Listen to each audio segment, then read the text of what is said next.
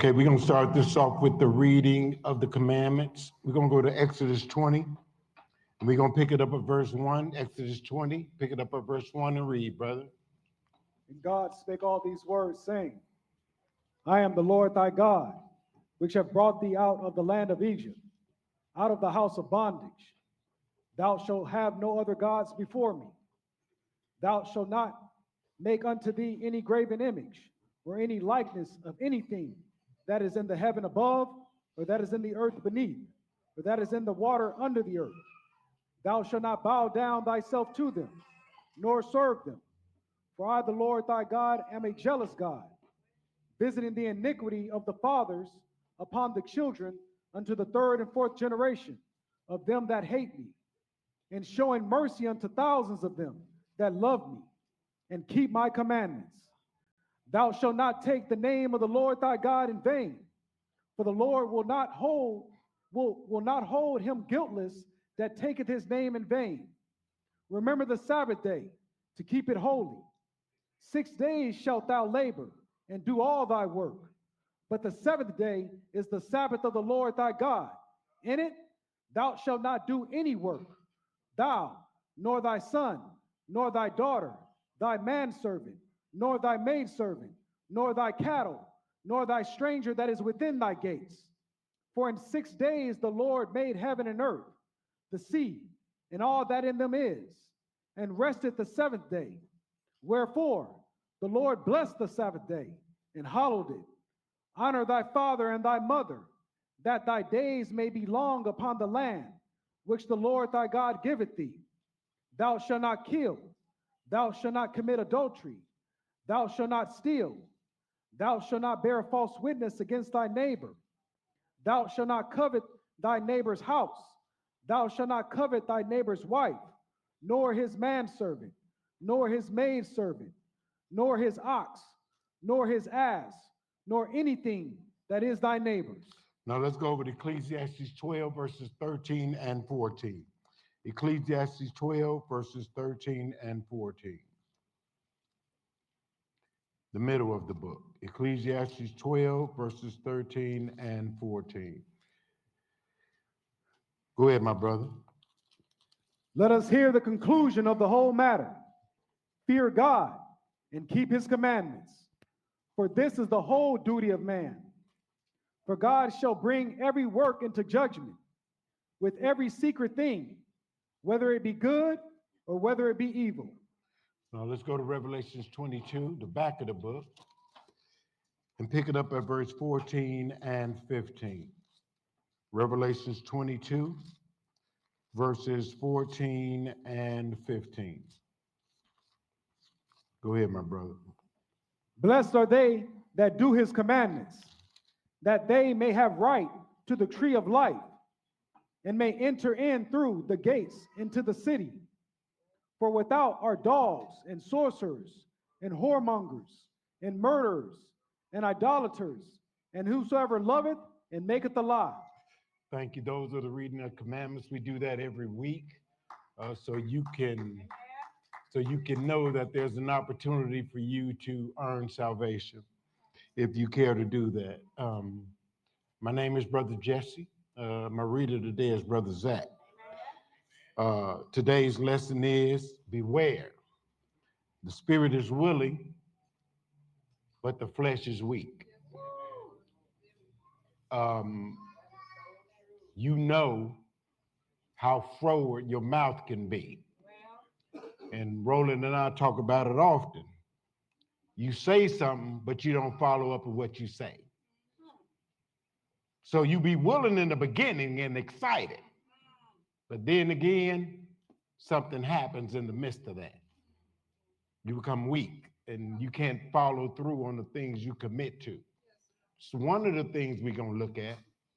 But what's even bigger is, I hope you looking at your neighbor next to you right now. Because by the end of this lesson, you're going to understand why I'm the way I am with you all and why y'all the way y'all are with me. Okay? Whatever that is, you finna see us in this book. And after this lesson, know for a fact that you mean a great deal to God. And you are very instrumental in tearing down what he's trying to build up. Not even knowing you fighting against God, but you are. So when we go in this book today, I want you to take a real close look at yourselves. You understand? And pray for your people, your relatives, your friends. Pray for them. Pray for your enemies more than anyone that won't listen to you. Because you got the words to eternal life. And they're not even hearing you. You understand? Ecclesiastes 1. Let's see what Solomon said. You know, when you just born, you think, ain't nobody ever seen this. When you're young, you think you're the first one to see stuff. And I get it. But let's see what the book say about that. Ecclesiastes 1, pick it up at verse 1. Go ahead, brother. The words of the preacher, the son of David, king in Jerusalem. Vanity of vanities, saith the preacher. Vanity of vanities, all is vanity. What profit hath a man of all his labor, which he taketh under the sun? One generation passeth away, and another generation cometh, but the earth abideth forever. And you know people come and go, but the earth is still here. You know people that passed away and gone, but the earth is still here. Read, brother. Skip down to verse 9. The thing that hath been, it is. It is that which shall be, and that which is done is that which shall be done. And there is no new thing under the sun. There is what? No new thing under ain't the nothing sun. new under the sun. Nothing. What you've seen, what you've heard, it ain't new. It has happened before, right? Skip down to 12 and read. I, the preacher, was king over Israel in Jerusalem, and I gave my heart to seek and search out by wisdom concerning all things that are done under heaven. This sore travail hath God given to the sons of man to be exercised therewith. You are so like, how did the Lord do this? How did the Lord do that? You could search all day. Your mind could never absorb what the Lord has done. His wisdom surpasses anything you've ever seen or ever heard. Read, brother. I have seen all the works that are done under the sun, and behold, all is vanity and vexation of spirit. This King Solomon talking. This king, he knew everything. Go ahead. 16. I have communed with mine own heart, saying, lo, I am come to great estate. I got a lot of stuff. Go ahead. And have gotten more wisdom than all they that have been before me. I know more than everybody. Read. In Jerusalem, yeah, my heart, and had great experience of wisdom and knowledge. And I gave my heart to know wisdom and to know madness and folly. I perceive that this also is vexation of spirit. For in much wisdom is much grief. And much wisdom is much what? Grief. Who thought that? The smarter you get, the more grief you're going to get. Because you're looking at this world. Read, brother. And he that increaseth knowledge increaseth sorrow. The more I learn about this book, the more sad I get and concerned for mankind. Because I'm reading what the book say. And I care about people. I care about the lives of the people that don't even know God. It don't matter who they are. So in much wisdom and knowledge, here comes another burden on your back. Not freedom, it gets heavier. Because now you see what the Lord see with his eyes. I want you to take a look at, many guys came before us doing this, teaching the word of God.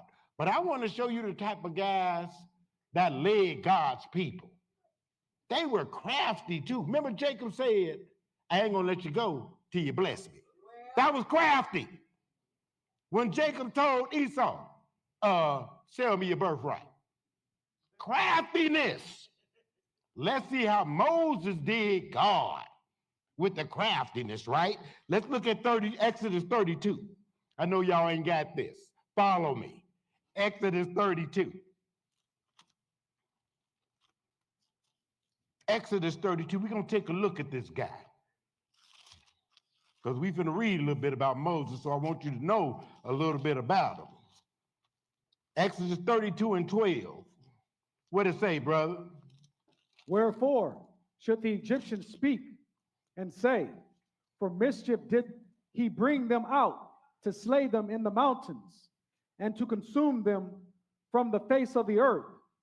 Turn from thy fierce wrath and repent of this evil against thy people. Go ahead. Moses pleading on behalf of the Israelites. Go ahead.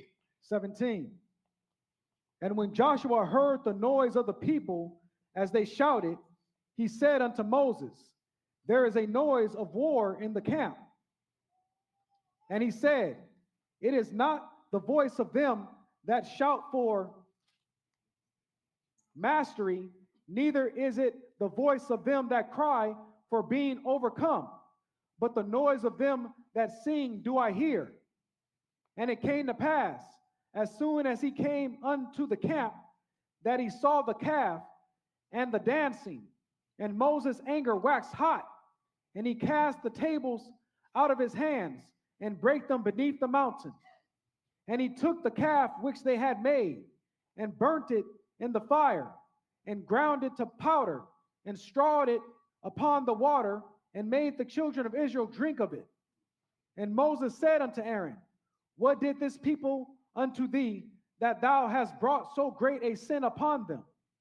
And Aaron said, let not the anger of my Lord wax hot.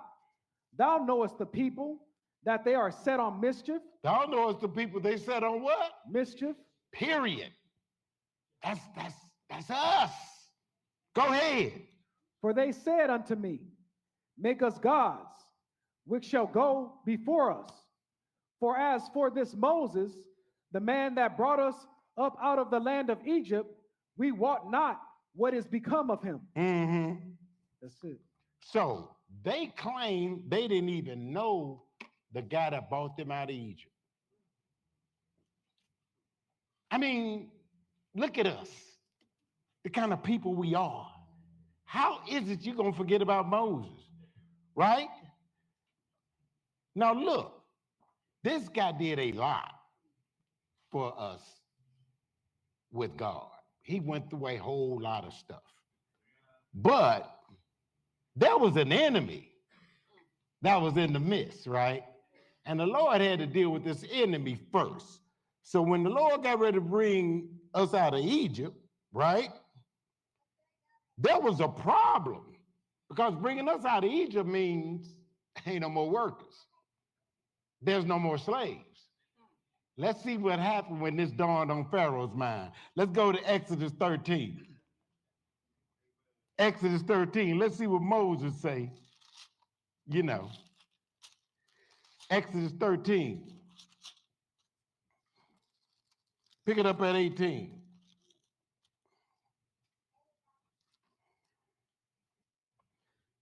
But God led the people about through the way of the wilderness of the Red Sea, and the children of Israel went up harnessed out of the land of Egypt. Go ahead. 21. And the Lord went before them by day in a pillar of a cloud to lead them the way, and by night in a pillar of fire to give them light, to go by day and night. He took not away the pillar of the cloud by day, nor the pillar of the fire by night from before the people. So now he harnessed. That's like in a cul-de-sac. You can't go nowhere. And they feel like they trapped, right? Where you at, brother? 14 and 1. 14 and 1, read. And the Lord spake unto Moses, saying, speak unto the children of Israel, that they turn and encamp before Pi Hahiroth, between Migdol and the sea, over against Baal Zephon, before it shall ye encamp by the sea. Go ahead.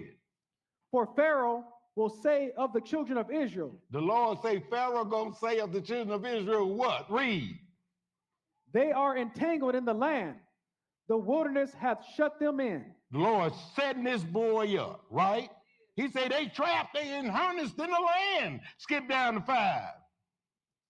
And it was told the king of Egypt that the people fled, and the heart of Pharaoh and of his servants was turned against the people. And they said, why have we done this, that we have let Israel go from serving us? They was like, why we let them go? They gone. He said, Pharaoh, they fled. Pharaoh know they gone. He told them to leave. But after a while, they was like, why we let them go? Because the Lord finna put his hand on them, right? Read, brother. 6. And he made ready his chariot and took his people with him. And he took 600 chosen chariots and all the chariots of Egypt and captains over every one of them. Go ahead. And the Lord hardened the heart of Pharaoh, king of Egypt, and he pursued after the children of Israel. And the children of Israel went out with an high hand. But the Egyptians pursued after them, all the horses and chariots of Pharaoh and his horsemen and his army, and overtook them encamping by the sea, beside Pi Hahiroth, before Baal Zephon. Yes, sir. And when Pharaoh drew nigh, the children of Israel lifted up their eyes, and behold, the Egyptians marched after them, and they were sore afraid. And the children of Israel cried out unto the Lord. And they said unto Moses, because there were no graves in Egypt, hast thou taken us away to die in the wilderness? Oh, look at us. Look at our faith. What do we say to Moses? The Lord done did all the miracles for us. What we say to Moses? Read it again. 11. And they said unto Moses, because there were no graves in Egypt, hast thou taken us away to die in the wilderness? Wherefore hast thou dealt thus with us, to carry us forth out of Egypt? Is not this the word that we did tell thee in Egypt, saying, let us alone, that we may serve the Egyptians? Let us alone so we can serve the Egyptians. They was crying to the Lord all the time, though. Read. For it had been better for us to serve the Egyptians than that we should die in the wilderness. They was willing to leave that place when it was time to go, but now they complaining. It was time to go, you was happy and excited. Now what happened to your attitude? Read, brother. 13. And Moses said unto the people, fear ye not, stand still, and see the salvation of the Lord, which he will show to you today. For the Egyptians whom ye have seen today, ye shall see them again no more forever. Go ahead. The Lord shall fight for you, and ye shall hold your peace. And the Lord said unto Moses, wherefore criest thou unto me? Speak unto the children of Israel, that they go forward. Hey, man, the Lord like, why you crying to me? Keep moving. That's the God we serve. You ain't hear about him on Sunday, did you? He say, why you crying to me? I didn't even know God talked like that. Why you hollering? Keep moving. Read, Doc. 16. But lift thou up thy rod, and stretch out thine hand over the sea, and divide it. And the children of Israel shall go on dry ground through the midst of the sea. The man said, lift up your rod and open the water. Come on now. This stick I got in my hand gonna do all that? The Lord say, keep it moving, didn't he? He say, put that rod in your hand, raise it up, and open that water up. Didn't we just read that? Read, Doc. 17. And I, behold, I will harden the hearts of the Egyptians, and they shall follow them, and I will get me honor upon Pharaoh. He said, I'm gonna get what? Me honor. You gonna pay me, mister, for what you did to my kids. I'm gonna get some honor if I gotta take it. And he about to take it. Read, brother. And upon all his host, upon his chariots, and upon his horsemen. Go ahead. And the Egyptians shall know that I am the Lord, when I have gotten me honor upon Pharaoh, upon his chariots, and upon his horsemen. And the angel of God, which went before the camp of Israel, removed and went behind them. And the pillar of the cloud went Wait from a minute. The angel of who? the Lord of God. It did what? Which went before the camp of Israel, removed and went where? Behind them. Go ahead. And the pillar of the cloud went from before their face and stood behind them. Look at our God and how he protect us. Y'all ain't read what I'm reading. But look, skip down to 23. And the Egyptians pursued and went in after them to the midst of the sea, even all Pharaoh's horses, his chariots, and his horsemen. It say all of them went in the midst of the sea. Read, brother. And it came to pass that in the morning watch, the Lord looked unto the host of the Egyptians through the pillar of fire and of the cloud. Wait a minute. The Lord looking at them through the pillar of fire, right? And you know they bold. They about, we finna get this. They about that business, but the Lord looking at them. What the Lord do? Read. And troubled the host of the Egyptians and took off their chariot wheels. Wait a minute. The Lord say, take the wheels off them chariots. What they gonna do? The wheels fall off in the midst of the sea. Get the jack out. Read, brother. That they drave them heavily, so that the Egyptians said, let us flee from the face of Israel, for the Lord fighteth for them against the Egyptians. Yeah, now you know. We can't win this, bro. Let's run, right? Go ahead. And the Lord said unto Moses, stretch out thine hand over the sea, that the waters may come again upon the Egyptians, upon their chariots, and upon their horses. No, the Lord just didn't tell him to drown all them, did he? Yes, he did. Not God. He said, put your staff up and let that water come back down on them. Right? Cold killer. Tell me that ain't cold killing. And he took the wheels off the chariots. How detailed is that? So you can't turn around and tell me, let's run. You on your feet like, them horses like, see you. You know them horses pass you like, why you bring me out here? So the Lord looking through this crowd, he said, 27, go ahead. And Moses stretched forth his hand over the sea, and the sea returned to his strength. When the morning appeared, and the Egyptians fled against it, and the Lord overthrew the Egyptians in the midst of the sea. Who overthrew them? The Lord. The Lord did that. See, when you be in too much, he can handle that business. And he will, right? Read, brother. And the waters returned and covered the chariots and the horsemen and all the host of Pharaoh that came into the sea after them. There remained not so much as one of them. Man, he killed every last one of them. Not like the Ten Commandment movie where Pharaoh was over there talking about some. No, sir. He was by himself talking about some, ooh. No, sir, not what the books say. Right? I watch that every year. What you talking about? Now I watch it just to punch holes in it. Hey, I'm telling you, Cecil B. DeMille put that thing on. I was like, wait a minute. Something ain't right. Read, brother, 29. 29. But the children of Israel walked upon dry land in the midst of the sea, and the waters were a wall unto them on their right hand and on their left. Go ahead. Thus the Lord saved Israel that day out of the hand of the Egyptians. And Israel saw the Egyptians dead upon the seashore. Look, man, the Lord did that. And you know what we did? We complained when we thought we was trapped. We lost our faith just that quick.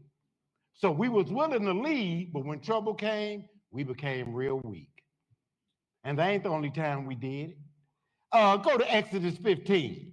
Let me know when you get there. And start at 22. Read. So Moses brought Israel from the Red Sea, and they went out into the wilderness of Shur.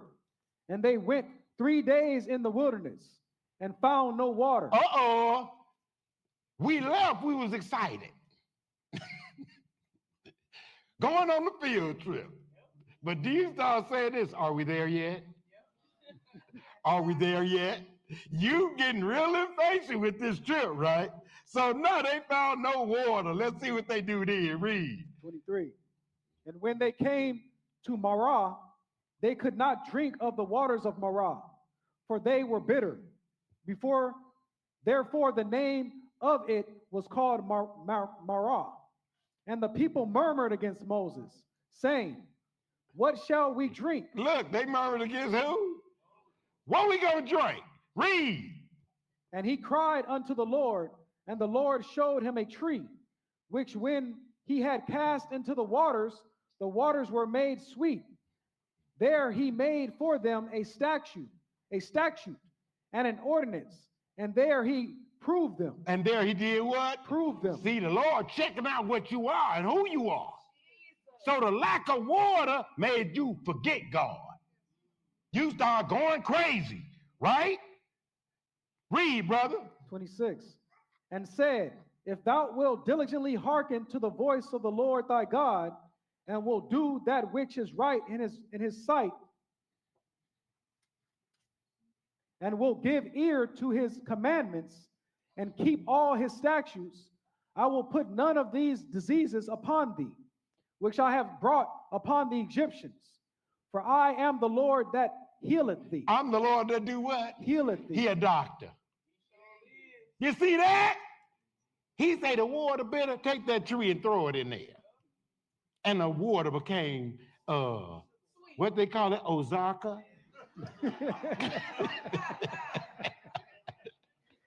You see the Lord? But before that, what did you do? Complain. Again, you complain. He did all this stuff for you. Now you get thirsty. You forgot what he done did. And you start complaining again. Right? Was that it, brother? 27. Read. And they came to Elim, where were 12 wells of water, and 70 palm trees. And they encamped there by the waters. And they encamped there by the what? The waters. So the Lord provided for them water after they complaints, right? Exodus 16. Take a look at your forefathers. Pick it up at verse what? 1. Read, brother. And they said, and they took their journey from Elim, and all the congregation of the children of Israel came unto the wilderness of Sin, which is between Elim and Sinai, on the 15th day of the 2nd month after their departing out of the land of Egypt. Go ahead. And the whole congregation of the children of Israel murmured against Moses. What? Again? They murmured against who? Moses. Go ahead. And Aaron in the wilderness. And the children of Israel said unto them, would to God we had died by the hand of the Lord in the land of Egypt, when we sat by the flesh pots, and when we did eat bread to the full. For ye have brought us forth into this wilderness to kill this whole assembly with hunger. Look, let me tell y'all something. This us. This us. If it ain't registered yet, this is your forefathers. After all the stuff that the Lord and did, they complain again. And they knew in the wilderness. They ain't been there a long time yet, right? They say we used to eat meat and steaks in Egypt. They say we was eating flesh pots. And we did eat bread to the full, right? Verse 4, what does it say? Then said the Lord unto Moses, behold, I will rain bread from heaven for you, and the people shall go out and gather a certain rate every day, that I may prove them, That I may what? Prove them. See, the Lord always trying to see if you're going to be obedient. And it ain't possible. Read. Whether they will walk in my law or no. And it shall come to pass that on the 6th day they shall prepare that which they bring in, and it shall be twice as much as they gather daily. Go ahead. And Moses So and on Aaron, the 6th day, they're supposed to gather twice as much, right? Go ahead. and Moses and Aaron said unto all the children of Israel, at even then ye shall know that the Lord hath brought you out from the land of Egypt. Skip down to 17 and read. Read 7. 17. Oh, read 7 first. I'm sorry. And in the morning, then ye shall see the glory of the Lord, for that he heareth your murmuring against the Lord. And what are ye, and what are we that ye murmur against us? See, the Lord hear everything, even now today, what you say. Mercy, Lord. I'm telling y'all, your mouth is incredibly managed by God. The words you say are managed by God. So that's why you got to watch what you say, right? Everything matters what you say, right? So skip down to 17, because the Lord hear your murmuring and complaining. You know how you go home and talk about your boss? Lord hear it. Boss don't hear it, but the Lord hear it. Right? Read. And the children of Israel Well, yeah, did, 17, right? yes. Read. And the children of Israel did so, and gathered, and some more, and some less. Go ahead. And when they did meet it with an omer, he that gathered much had nothing over, and he that gathered little had no lack. They gathered every man according to his eating. Every man according to his eating. They did that, right? Go ahead. And Moses said, let no man leave of it till the morning. Don't leave none until the morning. Read. Notwithstanding, they hearkened not unto Moses, but some of them left of it until the morning, and it bred worms and stank. And Moses was wroth with them. Because he told y'all, don't do that. Don't leave it. But some was like, I'm going to just say some, put in a Ziploc. Get up tonight and eat a little bit. Right? You know how we be, I'm going to just take something home. The Lord say, don't say none of it, right? And 21, read. And they gathered it every morning, every man according to his eating. And when the sun waxed hot, it melted. Man, that thing melted on the ground. I'm telling you, this is angels' food we looking at, right? Read. And it came to pass that on the 6th day, they gathered twice as much bread, 2 omers for one man. And all the rulers of the congregation came and told Moses. And he said unto them, this is that which the Lord hath said. Tomorrow is the rest of the holy Sabbath unto the Lord. Bake that which ye shall bake today, and sieve that ye will sieve, and that which remaineth over lay up for you to be kept until the morning. Go ahead. And they laid it up till the morning, as Moses bade, and it did not stink, neither was there any worm therein. That's right, because they did what the Lord say do, how he say do it, right? 25. And Moses said, eat that today, for today is the Sabbath unto the Lord. Today ye shall not find it in the field. That's what I'm saying. So you were totally dependent on the Lord on the Sabbath for food and everything. You didn't go hunting or nothing. The Lord provided everything for you. You hear me? That let you know this day belonged to him. Period. He don't want you to do nothing but spend time with him. Read. 26. 6 days ye shall gather it, but on the 7th day, which is the Sabbath, in it there shall be none. Go ahead. And it came to pass that there went out some of the people on the 7th day. See that? You see how hard-headed we are? Still, after all them rules, somebody still went out on the Sabbath day. Read, brother. Start it at the top again, 27. And it came to pass that there went out some of the people on the seventh day for to gather, and they found none. And the Lord said unto Moses, how long refuse ye to keep my commandments and my law? Moses probably said, what I do? Because he said, why y'all keep doing this? Because we don't follow instruction, y'all. This is the Hebrews. They do not follow instructions, right? He tell you how to keep the Sabbath. Some of us still struggle.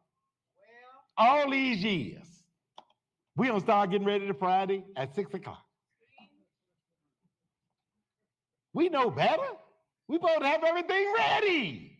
But you still acting like you just learned about the Sabbath. Come on now.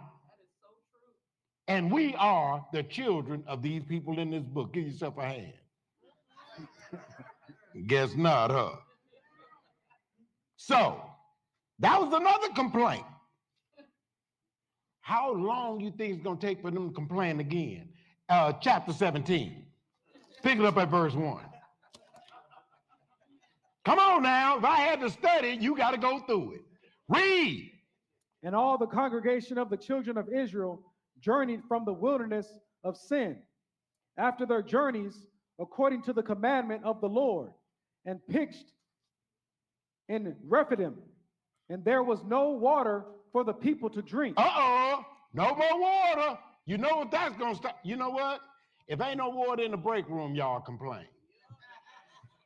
Y'all ain't go buy no water this week? Y'all sorry. I ain't coming back. It ain't in the refrigerator, it's hot. Y'all need to get a water fountain.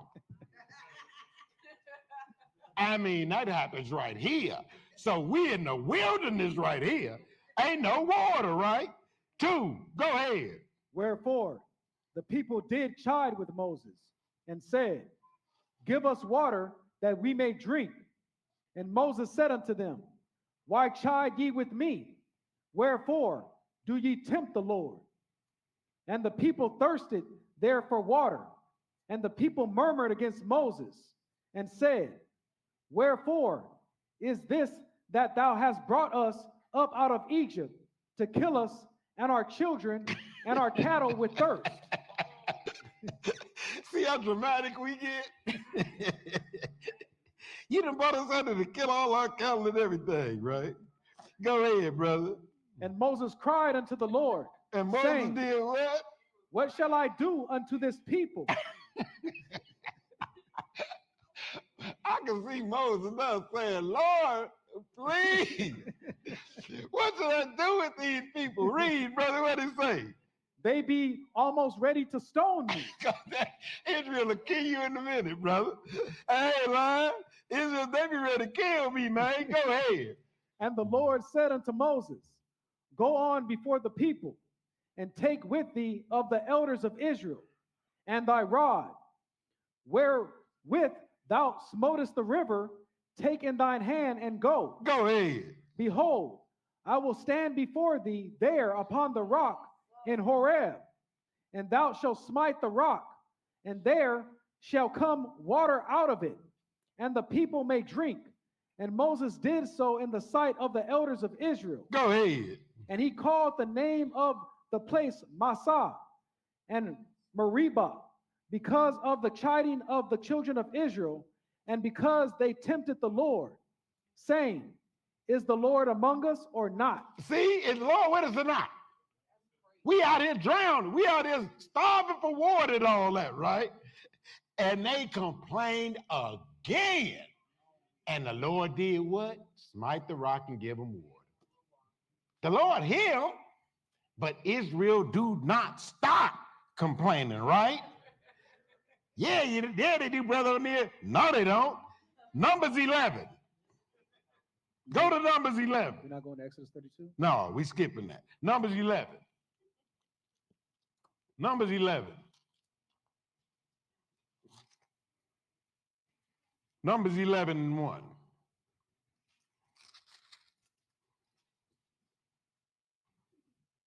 We in the wilderness, Moses done brought us out of Egypt, the Lord doing miracle after miracle. But you can never satisfy us, right? What have you done lately, right? Where you think they get that from? 11 and 1, read. And when the people complained, it displeased the Lord, and the Lord heard it, and his anger was kindled, and the fire of the Lord burnt among them and consumed them. Wait a minute. They complaining now, right? Now they own the outermost parts of the camp. These are people out, on the edges of the camp. You got a crowd of people, but the Lord listening to everybody. And in the uttermost part of the camp, they talk about Moses them running their mouth. Let's see how the Lord handled that. And when the people complained, it displeased the Lord, and the Lord heard it, right? And his anger was what? Kindled. Go ahead, read. And the fire of the Lord burnt among them and consumed them that were in the uttermost parts of the camp. I don't care where you was. If you complaining, the Lord found you, and that fire got you. You could be anywhere. Pow! You just go up in flames. Let me get away from you. It's getting hot in here. Right? You talking about somebody, kapow, you go up in flames. The one you talking to, I'm out of here. Right? 2, go ahead. And the people cried unto Moses. And when Moses prayed unto the Lord, the fire was quenched. See, that's the Lord killing them. I keep telling y'all this, the Lord say, burn them up.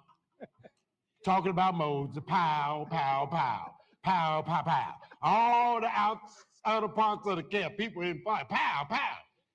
You be like popcorn, right? Now, every time they do something crazy, the Lord changed the name of the experience. Go ahead. And he called the name of what? And he called the name of the place Taberah. Why? Because the fire of the Lord burnt among them. The Lord has changed your name on you, boy. See, we don't get enough. Talking about you and your husband arguing. Absolutely right. That's all we do. We are about confrontation. You think I'm wrong? Read, go to Numbers 13. We're not reading Where we at? 11 and 4 through 6. Hold up, brother. Yeah, go to Numbers 11 and 4. Read, brother. And now look, he burnt them up in the midst of the camp, right? Now look how long it takes them to complain again. Read verse 4. And the mixed multitude that was among them fell a lusting, and the children of Israel also wept again, and said, who shall give us flesh to eat? Look at us. Now the mixed multitude hyped them up. The mixed multitude was like, where the meat at? Israel was like, you're right. Where that meat? Right? And what they say they remember. Read, Israel. We remember the fish, which we did eat in Egypt freely. That's a lie. You didn't eat none freely. That's a lie. What else? The cucumbers and the melons. I know it was melons, but I ain't gonna talk about the cucumbers, because we like melons. Because the cucumbers and the melons and the what? And the leeks. I ain't never ate none of them, but I heard of them. Go ahead. And the onions. You know I love onions, right? And the what? And the garlic. And the garlic. You got some of that in your cabinet now. That's Bible, right? Talking about the Bible ain't real. Right? 6, what does it say, brother? But now our soul is dried away. There is nothing at all beside this manna before our eyes. Are you complaining about the manna now? You complain about the food. Talking about ain't nothing to eat but this manna, right? You think the Lord don't hear it? Skip down to 10.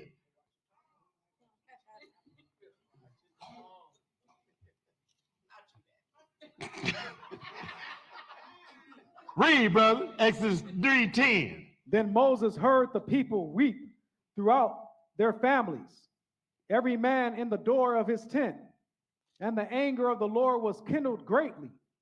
Moses also was displeased. They in there crying because they don't want to eat this manna no more. I mean, everybody cried. That's like no more graham crackers, right? Read, brother. And Moses said unto the Lord, wherefore hast thou afflicted thy servant? And wherefore have I not found favor in thy sight? They turning Moses against the Lord. He's like, man, what I do? Read. That thou layest the burden of all this people upon me. Go ahead. Have I conceived all this people? Are these my kids?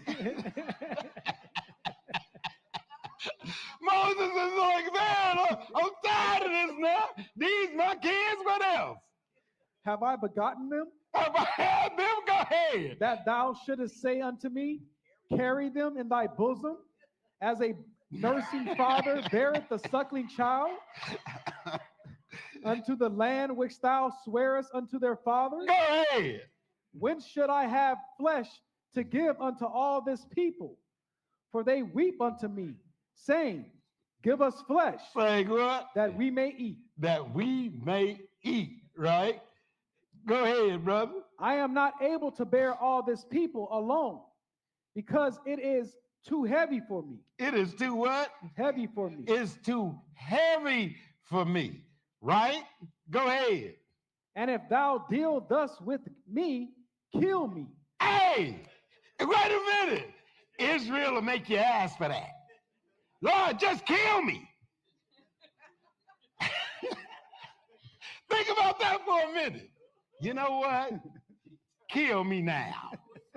Right? That's what we do to people.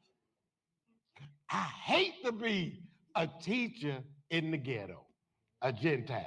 Well, To deal with that all day, kill me now. Right? And thou shalt thus with me, kill me, I pray thee what? Out of hand, if I have found favor in thy sight, and let me not see my wretchedness. My what? Wretchedness. My wretchedness. Right? Lord, Moses really put, they say, I don't want you to see my wretchedness. That's wonderful right there. What humility, man. Right? So it didn't take Israel long, did it? Right? To turn on God again. But let's see if it continues. Numbers 13. Numbers 13, pick it up at verse 1. Come on now. I had to read it. You're going to have to read it. Numbers, how much time we got? I don't want to keep you. Oh, it's 1:20. You may get 2 lessons. Look, we on Numbers what, 13? 13. Number 13? 1. Go ahead, brother. And the Lord spake unto Moses, saying, send thou men, that they may search the land of Canaan, which I give unto the children of Israel. Of every tribe of their fathers shall ye send a man, every one a ruler among them. And Moses, by the commandment of the Lord, sent them from the wilderness of Paran. All those men were heads of the children of Israel. Moses said, go spy the land, take a head from each tribe, right? Mm-hmm. Skip down to 17. Now reading 4. Oh, yeah, read 4. And these No, were no. Skip down to 17. And Moses sent them to spy out the land of Canaan, and said unto them, get you up this way southward, and go up into the mountain, and see the land, what it is, and the people that dwelleth therein, whether they be strong or weak, few or many. So he said, go up, see if they're strong or weak, few or many. Read, brother. And what the land is that they dwell in, whether it be good or bad, and what cities they be that they dwell in, whether in tents or in strongholds. Come on, brother, read. And what the land is, whether it be fat or lean, whether there be wood therein or not. And be ye of good courage, and bring of the fruit of the land. Now the time was the time of the first ripe grapes.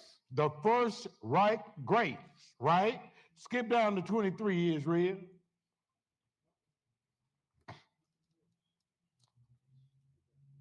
And they came unto the brook of Eshcol, and cut down from thence a branch with one cluster of grapes, and they bare it before two upon a staff, and they brought of the pomegranates and of the figs. Go ahead. 25. 25. And they returned from searching of the land after 40 days. So them boys put a cluster of grapes on a staff, and two of them had to carry it. Go to HEB and get you some grapes and put them on a stick, a bundle of them, and see don't the police come and arrest you. Because that's crazy. It was so plentiful, the cluster of grapes that they had, two men had to carry them. That's how fruitful and fertile the land was. We can't even imagine that. We ain't even seen grapes like that. This is what the Bible is telling you. Two men had to carry them. You understand? Read, brother, where you at? 26. Read. And they went and came to Moses and to Aaron and to all the congregation of the children of Israel unto the wilderness of Paran, to Kadesh, and brought back word unto them and unto all the congregation, and showed them the fruit of the land. Man, I know they saw that fruit. They was like, oh, it's on now. We finna have grapes, wine, all that. Go ahead. And they told him and said, we came unto the land whither thou sentest us, and surely it floweth with milk and honey, and this is the fruit of it. And this is the fruit. They was like, based on this fruit, we okay, right? Go ahead. Nevertheless, the people be strong that dwell in the land, and the cities are walled and very great. And moreover, we saw the children of Anak there. Go ahead. The Amalekites dwell in the land of the south, and the Hittites, and the Jebusites, and the Amorites dwell in the mountains, and the Canaanites dwell by the sea, and by the coast of Jordan. Go ahead. And Caleb stilled the people. Now the guys that said, hey man, it's beautiful, but there's some big people there. And the city's walled and all of that, right? Moses just told him to go look and spy it out, right? And come back with a report. What they coming back, they made up out of fear. They were cowards. You understand? What it say, brother? Read. 30. And Caleb stilled the people before Moses. Who did? Caleb. And what he say? And said, let us go up at once and possess it, for we are well able to overcome it. Because he know God with him. He ain't scared. He said, let's take it now, man. But they read, brother. But the men that went up with him said, we be not able to go up against the people, for they are stronger than we. Go ahead. And they brought up an evil report of the land which they had searched unto the children of Israel. They brought up what kind of report? An evil report. Evil report. Right? Go ahead. Of the land which they had searched unto the children of Israel, saying, the land through which we have gone to search it is a land that eateth up the inhabitants thereof. And all the people that we saw in it are men of a great stature. These are some big guys, right? So they scared of what they saw. Read. And there we saw the giants, the sons of Anak, which come of the giants. And we were in our own sight as grasshoppers, and so we were in their sight. Go on down to 14:1, brother, and read. And all the congregation lifted up. 14:1 to read. And all the congregation lifted up their voice and cried, and the people wept that night, We known for crying, ain't we? We will cry. Go ahead. and all the children of Israel murmured against Moses and against Aaron. Uh-huh. And the whole congregation said unto them, would God that we had died in the land of Egypt, or would God we had died in this wilderness?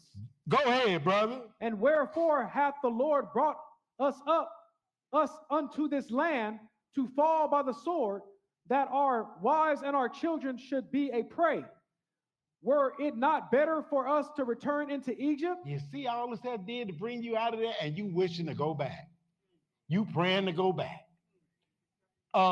This may be a small pitch into going into that wilderness in the future. You may be wanting to come back to the U.S. where you had the garlics and the leeks and the onions and the steaks. You can go to Fiesta and H-E-B and all that. It may come a time when you're going to have to remember these stories. You understand? Read, brother. 4. And they said one to another, let us make a captain, and let us return into Egypt. Go ahead.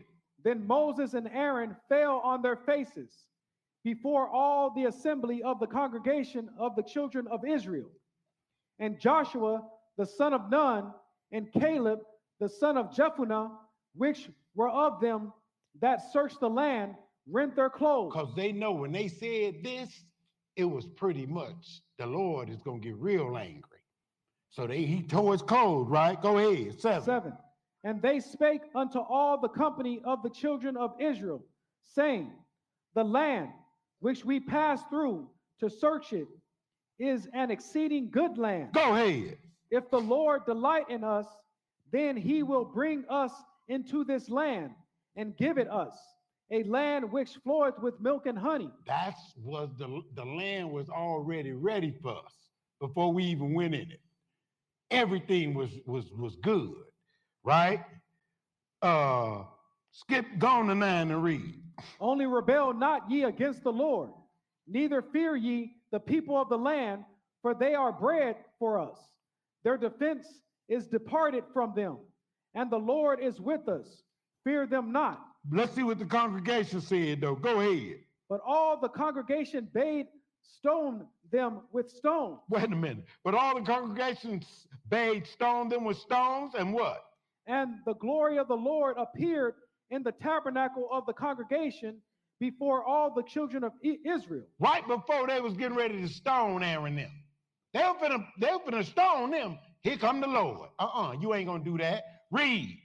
And the Lord said unto Moses, how long will this people provoke me? How long will this people what? Provoke me. Because that's what we do. We do that constantly, even now. How long is people gonna provoke me? Go ahead. And how long will it be ere they believe me, for all the signs which I have showed among them? How long? What is it gonna take? I've done all these things. They still don't believe me. Read. I will smite them with the pestilence and disinherit them. See, this is the Lord in his feelings now. The Lord done got in his feelings. He said, you know what I'm gonna do? I'm gonna smite them with pestilence. What else I'm gonna do to them? I'm gonna disinherit them. What else? And will make of thee a greater nation and mightier than they. I'm gonna make a nation just out of you. I'm gonna kill all of them. Now tell me. Look at it. Listen to what he said now. I'm gonna make you a nation, but I'm gonna kill all of them dead. Read, brother. And Moses said unto the Lord, then the Egyptians shall hear it. See, that's what I love about Moses. He always looking out for us. Reasoning with God. Because God don't care what the Egyptians think. God don't care. He really don't care. Matter of fact, he know what they think. Right? And Moses said unto the Lord, what? Then the Egyptians what? The Egyptians shall hear it. For thou broughtest up this people and thy might from among them.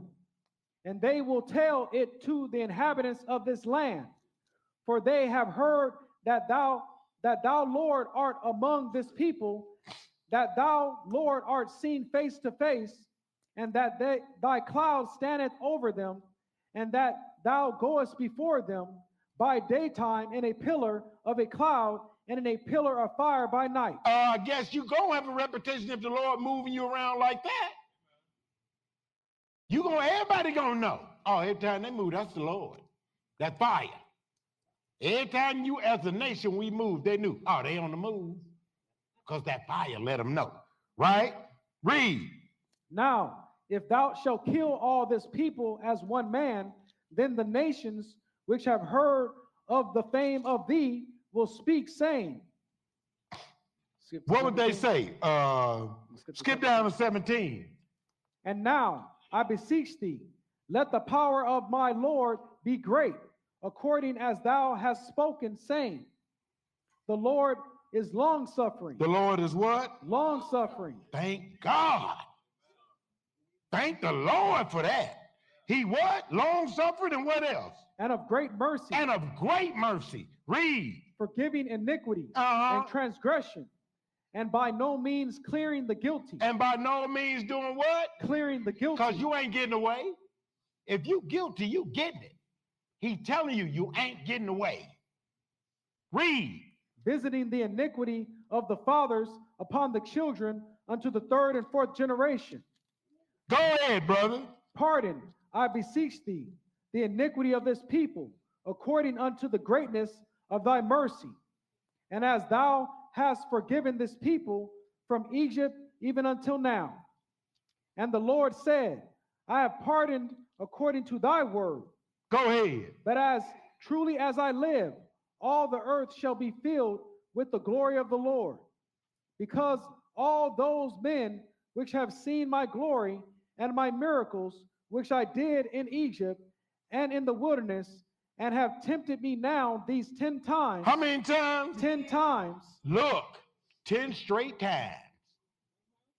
I mean, we complain and complain and complain. It don't matter what you do. We gonna complain anyway. I can't wait till we get a building. We in the storefront. I can't wait till we get another class. We in the storefront now. Curtains, we great. Oh, I love it. I can't wait till we get a building. We get a class. It's toe up. We got to remodel. I love it. I love it. I love it. I can't wait till we move. Israel got happy. We was good. But when we got bigger, it's time for us to move. Right? We moved in here. Oh, I love it. I love it. I love it. I love it. All right, the carpet. Move the rugs. They tripping me.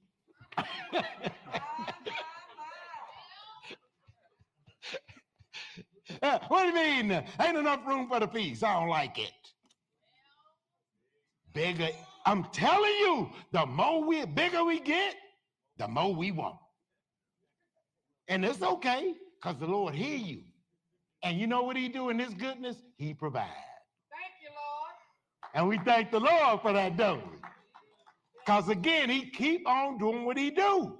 But we keep doing what we do. And that's what? Complain. Right? Where you at? Bottom of 23. Read, brother. And have not hearkened to my voice. Surely they shall not see the land which I swear unto their fathers, neither shall any of them that provoke me see it. Go ahead. 27. 27. How long shall I bear with this evil congregation which murmured against me? Which do what? Murmured against me. What you gonna do if somebody keep talking about you? I walk up on you talking about me all the time, and it ain't good. What you gonna do? You might give me a piece of your mind. Watch your sister. I know you will. For no reason. I thought you said that, Brother O'Neill. I ain't say that. Go ahead, brother. I have heard the murmurings of the children of Israel, which they murmur against me. Go ahead. Saying unto them, as truly as I live, saith the Lord, as ye have spoken in mine ears, so will I do to you. So will I do to who? To you. Go ahead. Your carcasses shall fall in this wilderness, and all that were numbered of you according to your whole number, from 20 years old and upward, which have murmured against me, doubtless ye shall not come into the land concerning which I swear to make you dwell therein. Go ahead. Save Caleb the son of Jephunneh and Joshua the son of Nun. Only 2 of them made it. Go ahead. But your little ones, which ye said should be a prey, then will I bring in, and they shall know the land which ye have despised. And your little one's going to make it, but they going to know the land that y'all hated. Read. But as for you, But as for who?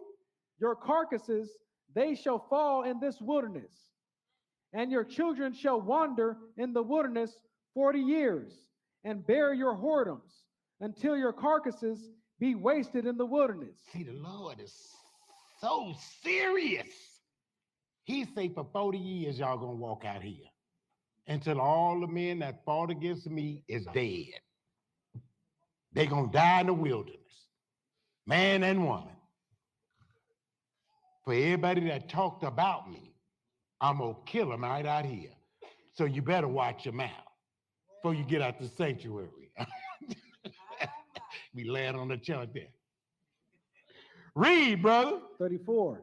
After the number of the days in which ye search the land, even 40 days each day is it for a year, shall ye bear your iniquities, even 40 years, and ye shall know my breach of promise. Our travel was supposed to be 40 days. It ended up being 40 years.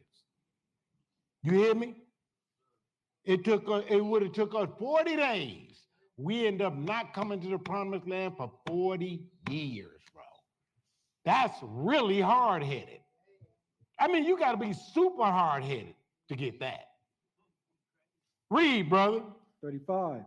I, the Lord, have said, I will surely do it unto all this evil congregation that are gathered together against me. In this wilderness they shall be consumed, and there they shall die.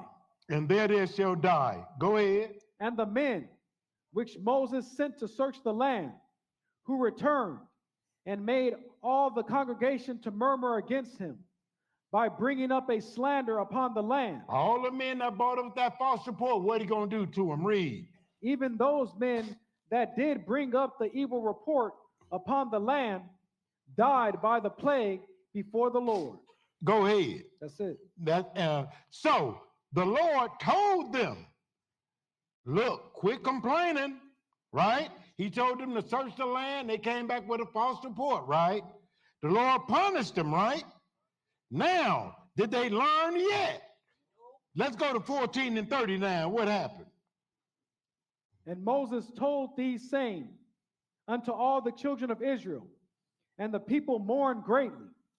And they rose up early in the morning and gat them up into the top of the mountain, saying, Lo, we be here, and will go up unto the place which the Lord hath promised, for we have sinned.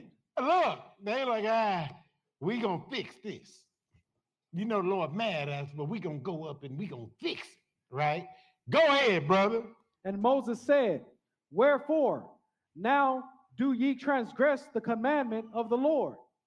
But it shall not prosper.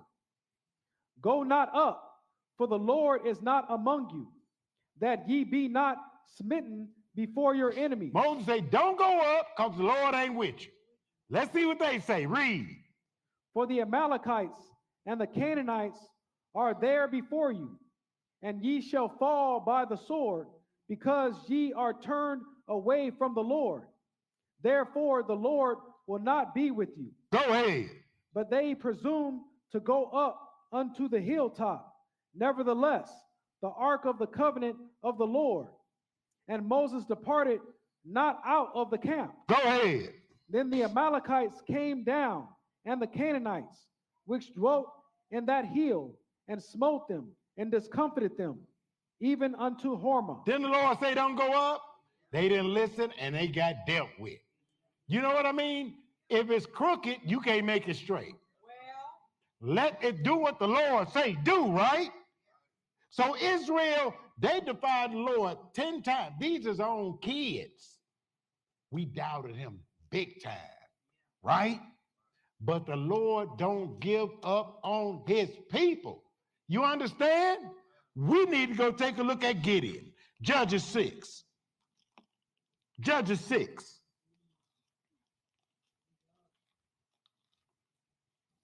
See, you can't tell us nothing about us. See, the Lord stuck with us. He said, I should have killed you all if it weren't for Abraham, Isaac, and Jacob. So it ain't us. It's his promise to them. Now, what we doing matters, but you better be on your job. Judges 6, because you know the Lord ain't taking no shorts. How we treat each other, how we talk to each other, all that matters. Especially when you come here every week and you got all this instructions. Judges 6. You got all this instruction and don't know how to use it. You keep falling back into that old person. Judges 6, I thought they was dead. Judges 6:33. What does it say? Then all the Midianites and the Amalekites and the children of the east were gathered together and went over and pitched in the valley of Jezreel. But the Spirit of the Lord came upon Gideon, and he blew a trumpet, and Abiezer was gathered after him. Go ahead. And he sent messengers throughout all Manasseh, who also was gathered after him. And he sent messengers unto Asher and unto Zebulun and unto Naphtali, and they came up to meet them. So he sent messages to all the tribes of Israel, right? And they came up to meet him. Go ahead. And Gideon said unto God, if thou wilt save Israel by mine hand, as thou hast said, behold, I will put a fleece of wool in the floor, and if the dew be on the fleece only, and it be dry upon all the earth beside, then shall I know that thou wilt save Israel by mine hand, as thou hast said. If the fleece is wet and the ground is dry, I know you're going to save Israel. Read, brother. And it was so, for he rose up early in the morning and thrust the fleece together and wring the dew out of the fleece, a bowl full of water. The Lord was like, that's all you wanted? I can make that wet, fill up that bowl of water, and the whole ground will be dry. He did that. Go ahead. And Gideon said unto God, let not thine anger be hot against me, and I will speak but this once. Sound like Abraham, don't he? He said, don't let you be mad at me, Lord, because he ain't really convinced yet. So he wanted to ask the Lord for a little more proof. He said, don't be mad at me, Lord. He said he do it the right way, though. He said, don't be angry, because he know the Lord will get angry, right? He said, let me speak this once. Go ahead. Let me prove, I pray thee, but this once with the fleece. Let it now be dry only upon the fleece, and upon all the ground let there be dew. Come on now. Ain't you asked? That's a little bit hard to do there, ain't it? You want me to get the ground wet and the rug dry? Who you think you talking to, man? I made the rug and the dew. Read, brother. And God did so that night. For it was dry upon the fleece only, and there was dew on all the ground. Because I need you to do this for me, Gideon. This ain't nothing. But what I'm finna send you to do, I need you to do. But you need proof? Go on, prove me so we can get to this, right? Where we at, brother? 7 and 1. What does it say? Then Jerubbaal,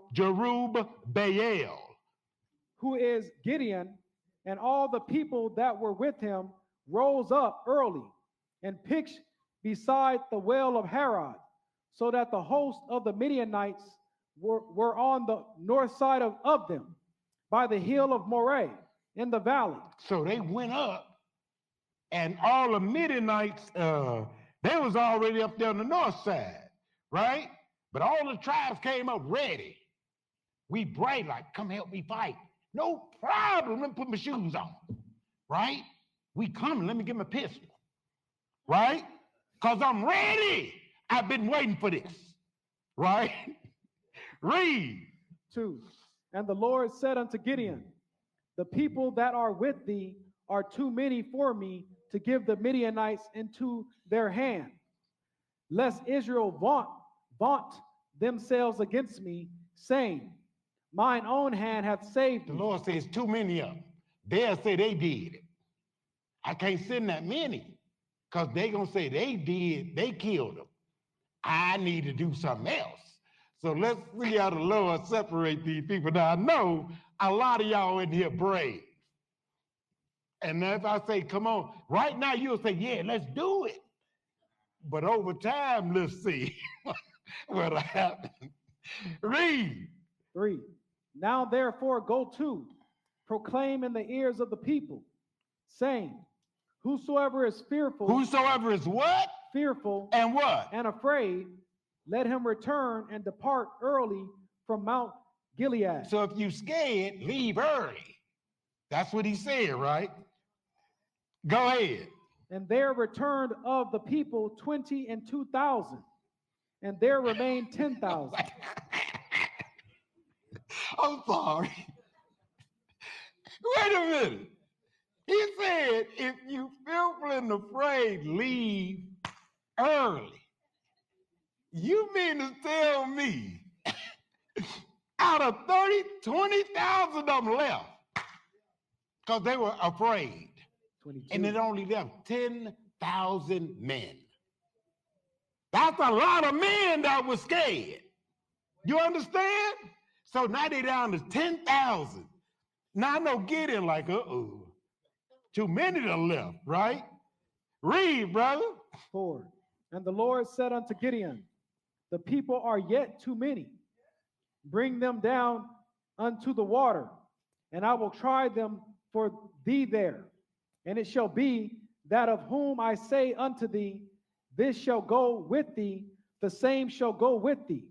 And of whomsoever I say unto thee, this shall not go with thee, the same shall not go. So he don't even have a say in the matter.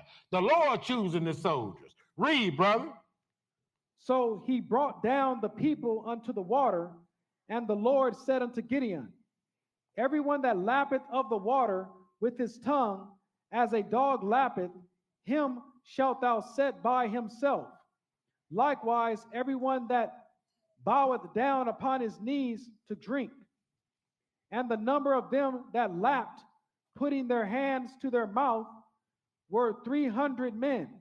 But all the rest of the people bowed down upon their knees to drink water. Go ahead. And the Lord said unto Gideon, by the 300 men that lapped will I save you, and deliver the Midianites into thine hand, and let all the other people go, every man unto his place. So that's how they came up with the movie 300. That's where they got it from. You see what I mean? They merged the stories. And they made it Hollywood. That's how cold God is. With 300 men, he went through thousands. I could read that to you, but I got to leave something for you to read on your own, right? But that ain't the only time God did some spectacular stuff. Let's go to our main guy. Let's go to 1 Samuel.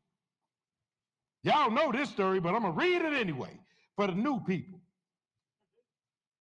You got to read, brother. We're going to be here at 4 o'clock. I'm blaming you for everything, and I'm calling bull. I'm calling them on you. 1 Samuel 17, brother, pick it up at 17 and 18. Read. And Jesse said unto David, his Who son, said it? Jesse. Who? Jesse Read said unto it. David, his son. Look, bro, when I tell you to read something, read. Now she again. Read and start at 17.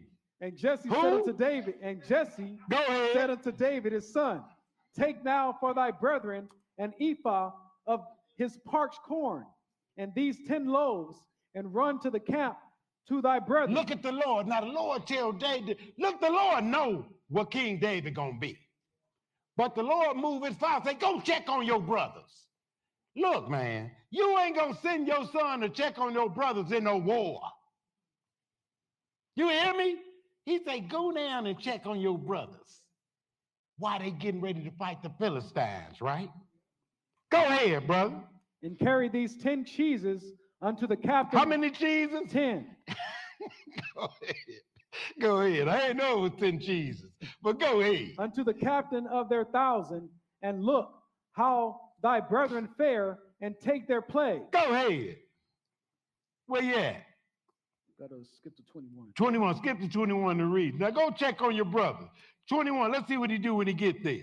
For Israel and the Philistines had put the battle in array, army against army. Now they fighting. Go ahead. And David left his carriage in the hand of the keeper of the carriage, and ran into the army, and came and saluted his brethren. Go ahead. And as he talked with them, behold, there came up the champion, the Philistine of Gath, Goliath by name, out of the armies of the Philistines, and spake according to the same words, and David heard them. Go ahead. And all the men of Israel, when they saw the man, fled from him, and were sore afraid. How many men fled from him? All. All of them. And they ran from this dude. He was so big. Read. And the men of Israel said, have ye seen this man that is come up? Have you seen this man that came up? Read. Surely to defy Israel is he come up, and it shall be that the man who killeth him, the king shall enrich him with great riches, and will give him his daughter, and make his father's house free in Israel. Go ahead. And David spake to the men that stood by him, saying, what shall be done to the man that killeth this Philistine? He said, David said, what's going to be man done to the man that killed him? Right? And what they say? And taketh away the reproach from Israel. Go ahead. For who is this uncircumcised Philistine that he should defy the armies of the living God? Come on, God. He already like, who is this cat? Y'all cowards? Who is this y'all letting talk about the Lord like this? Bruh, he on fire now, right? Go ahead. And the people answered him after this manner, saying, so shall it be done to the man that killeth him. Now, here come his older brother, right? Come on, Barry. Barry David, I'm not. I'm his older brother. Look what the older brother said to King David. Read.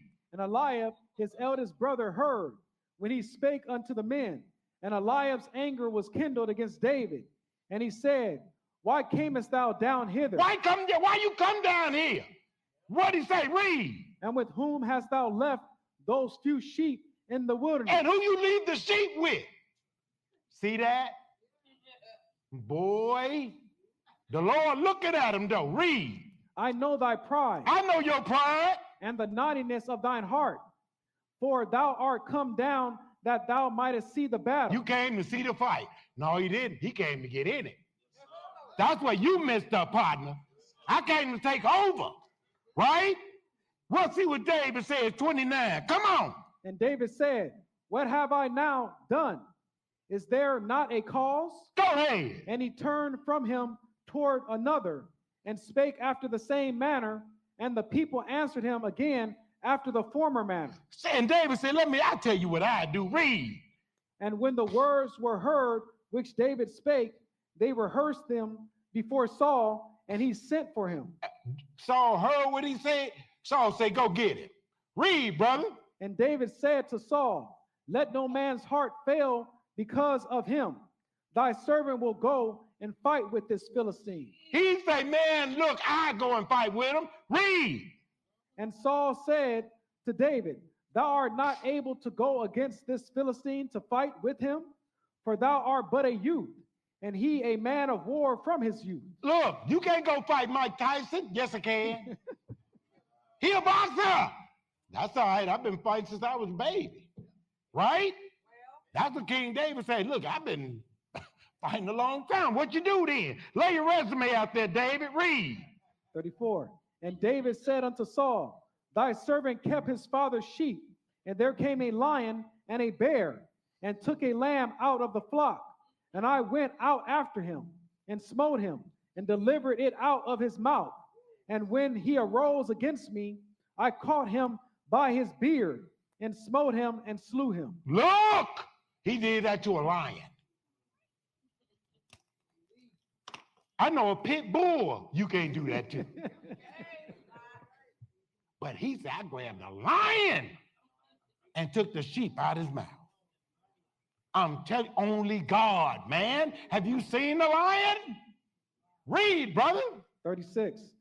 Thy servant slew both the lion and the bear, and this uncircumcised Philistine shall be as one of them, seeing he hath defied the armies of the living God. And I didn't even mention the bear. If you ever saw a bear attack, only God. You hear me? Only God. I'm telling you, where you at? 37. Read. David said, moreover, the Lord hath delivered me out of the paw of the lion and out of the paw of the bear. He will deliver me out of the hand of this Philistine. And Saul said unto David, go, and the Lord be with thee. Because he convinced him, he's like, man, the Lord must be with this guy. Why? Because I've seen him since he was a youth. He come and play, he'd be around my castle, he'd be around me. So I see the Lord on him, right? Skip down to 40. And he took his staff in his hand and chose him 5 smooth stones out of the brook. Because he tried to put David on his armor. None of that couldn't fit. David couldn't move. So he said, take this off. All I need is my sling and some stones, right? Go ahead. And put them in a shepherd's bag, which he had, even in a scrip. And his sling was in his hand, and he drew near to the Philistines. Go ahead. And the Philistines came on and drew near unto David, and the man that bare the shield went before him. Go ahead. And when the Philistine looked about and saw David, he disdained him, for he was but a youth and ruddy and of a fair countenance. He was like, who is this? He was like, come on now. This all y'all got? Read. And the Philistine said unto David, am I a dog that thou comest to me with staves? And the Philistine cursed David by his God. Go ahead. That's where he messed up. Go ahead. And the Philistine said to David, come to me, and I will give thy flesh unto the fowls of the air, and to the beasts of the field. And what David say? Then said David to the Philistine, thou comest to me with a sword, and with a spear, and with a shield, but I come to thee in the name of the Lord of hosts, the God of the armies of Israel, whom thou hast defied. See, he ain't talking about himself. He telling this man what he has done wrong and why he finna die. Read. This day will the Lord deliver thee into mine hand. Wait a minute. What he's telling? This day will the Lord deliver thee into mine hand. Go ahead. And I will smite thee and take thine head from thee.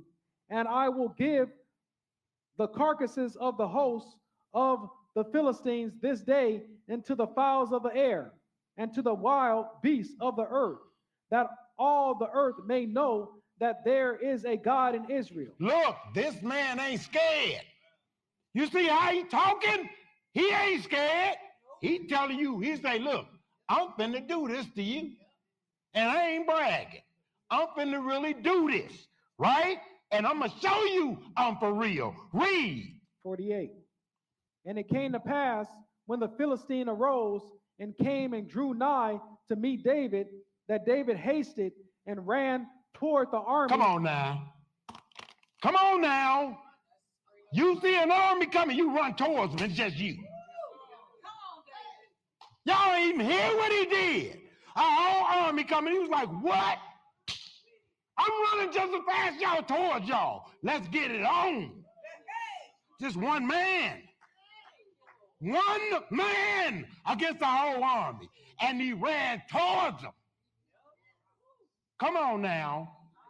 You ain't seeing this dude. Why Dave by the Lord loved his cat. One man, his brother and them hiding behind rocks. This man got a slingshot and say, let's go. I've been waiting my whole life for this. Man, was he ready for the moment. Read, brother. And ran toward the army to meet the Philistine. And David put his hand in his bag and took thence a stone and slang it and smote the Philistine in his forehead, and the stone sunk into his forehead, and he fell upon his face to the earth. Oh, I know that angel had something to do with that. And it sunk into his forehead. I'm telling you, it was a dent in that boy. Because it sunk in it, right? Go ahead. So David prevailed over the Philistine with a sling and with a stone, and smote the Philistine, and slew him. But there was no sword in the hand of David. Go ahead. Therefore David ran and stood upon the Philistine, and took his sword, and drew it out of the sheath thereof, and slew him, and cut off his head. And did what? And cut off his head. Look, man, the man was a giant. David was a shouting. He went and cut the man's head off, right? And when the man, look, man, the man cut his head off. You know his head was big. And David, read, brother. And when the Philistines saw their champion was dead, they fled. And when the Philistines saw what? Their champion, they fled. They fled. Look, David ran towards the army. That's what blew my mind when I read this story. I'd at least wait and say, come on. David say, move. He going with that thing. That's what you call faith in the living God. That's why you're going to do the same things when you get your mind right. It don't matter who. Send me anywhere. Come with this book. I'm telling you. Where you at? That's it. Boy, gonna get me fired. Matthew 26. But look, let's look at the Lord Jesus. See, you think you have to go through something. You're gonna have to go through it if you call yourself a servant of the Lord. You're gonna have to go through just what they went through. You're gonna have to show the Lord you rolling with it. And how you approach it means everything. And I'm telling you, run towards the battle. Just like King David did. Let's see how the Lord do it. Matthew 26. Pick it up at 36. We almost out here. Matthew 26 and 36. Come on, brother.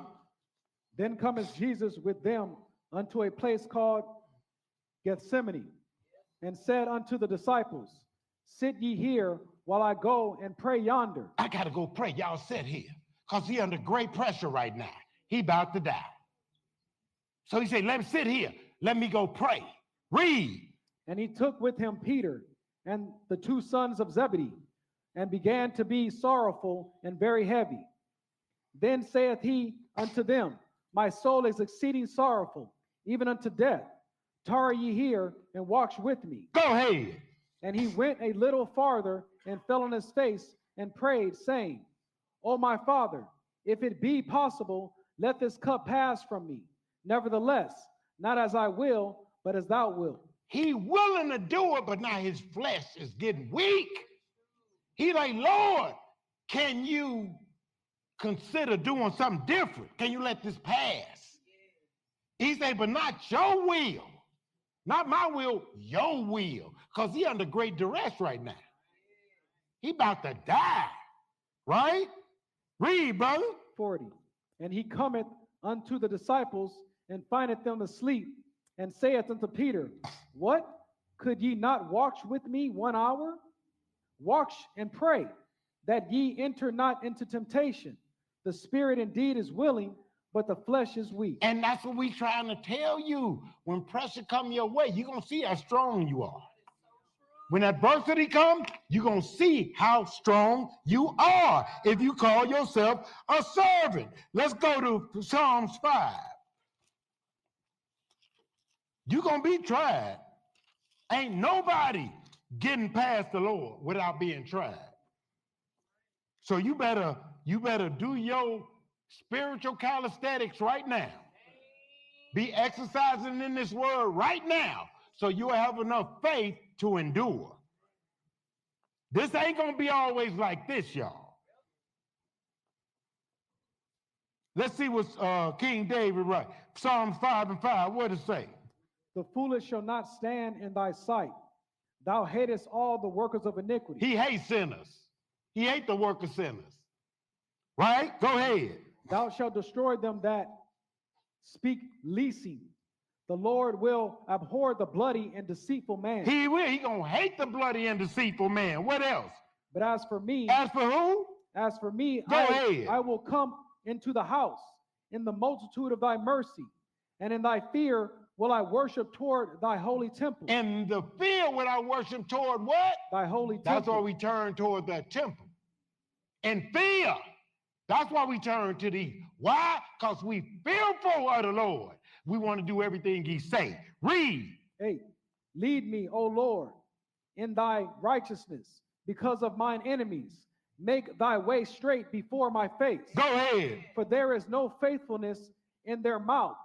Their inward part is very wickedness. Their throat is an open sepulchre. They flatter with their tongue. Destroy thou them, O God. They flatter with their what? Their tongue. Come complimenting you and all that. But they still wicked. Read. Destroy thou them, O God. Let them fall by their own counsels. Cast them out in the multitude of their transgressions, for they have rebelled against thee. For they have what? Rebelled against thee. Rebelled against thee. Is that it? Yes. Romans 7. See what Paul said to the Romans. I'm running them down for y'all now. This Paul now. I gave you Jesus, David, and this Paul. Paul to the Romans. Romans 7. All of them had to go through something, Israel. All of them had to be tried. Romans 7, saying you're a servant, you're going to go through some adversity. Romans 7:12, what does it say? Wherefore, the law is holy, and the commandment holy, and just and good. Was then that which is good made death unto me? God forbid, but sin, that it might appear sin, working death in me by that which is good, that sin by the commandment might become exceeding sinful. For we know that the law is spiritual, but I am carnal, sold under sin. Sold under what? Sin. Go ahead. For that which I do, I allow not. Wait a minute. For that which I do, I what? I allow not. Go ahead. For what I would, that do I not. For what I would, that do I what? I not. Go ahead. But that I hate, that I do. But that I hate, that I what? I do. Go ahead. If then I do that which I would not, I consent unto the law that it is good. That it is what? Good. Now what? Now, then it is no more I that do it, but sin that dwelleth in me. For I know that in me, that is in my flesh, dwelleth no good thing. Y'all understand that? You sitting in the flesh, right? The Lord say, ain't nothing good about it. Dwelleth no good thing. So don't invest in this. Invest in salvation. Your spiritual side. This flesh gonna let you down every time. Read, brother. For to will is present with me, but how to perform that which is good I find not. I find not. Go ahead. For the good that I would, I do not, but the evil which I would not, that I do. Come on now, read. Now, if I do that I would not, it is no more Now, you know what? Start back at the top all the way. That's what I'm doing. No. Verse 20. 20, go ahead. Now, if I do that I would not, it is no more I that do it, but sin that dwelleth in me. Go ahead. I find then a law that when I would do good, evil is present with me. Evil is what? Present with me. Every time you do good, evil is right there present with you. Go ahead. For I delight in the law of God after the inward man. But I see another law in my members, warring against the law of my mind. Man, that's our problem, a daily war. Your mind and your flesh. It say, but I see another law in my members, warring against the law of my mind. Go ahead. And bringing me into captivity to the law of sin, which is in my members. How I feel about myself, 24. O wretched man that I am, who shall deliver me from the body of this death? Who? Read, brother. I thank God through Jesus Christ I our thank Lord. who? God through Jesus Christ our Lord. So then, with the mind of I myself serve the law of God, but with the flesh, the law of sin. The laws. You got to understand how this works. You in a war every day when you wake up in the morning. Your mind trying to get you to respond to this flesh. But you got to fight when you get up. Nope, I ain't doing it. I ain't doing it. I ain't eating no bacon.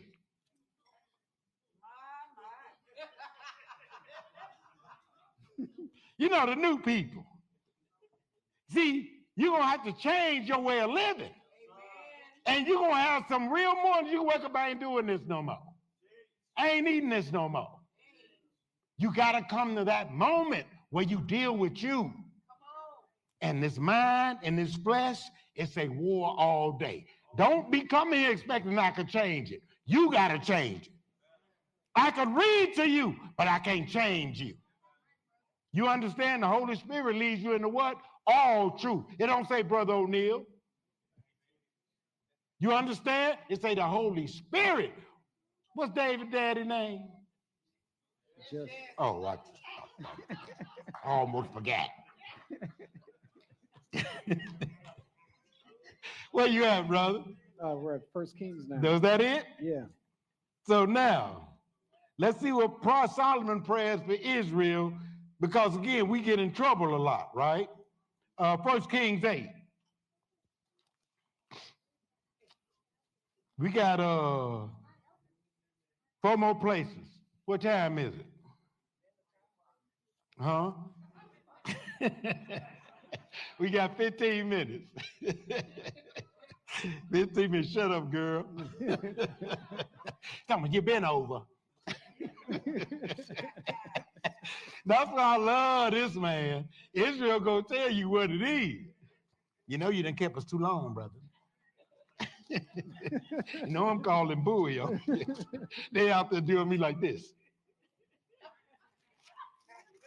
15 more minutes. Hey, man, hurry up. You know I'm blaming you. 1 Kings, go ahead and read, brother. 38.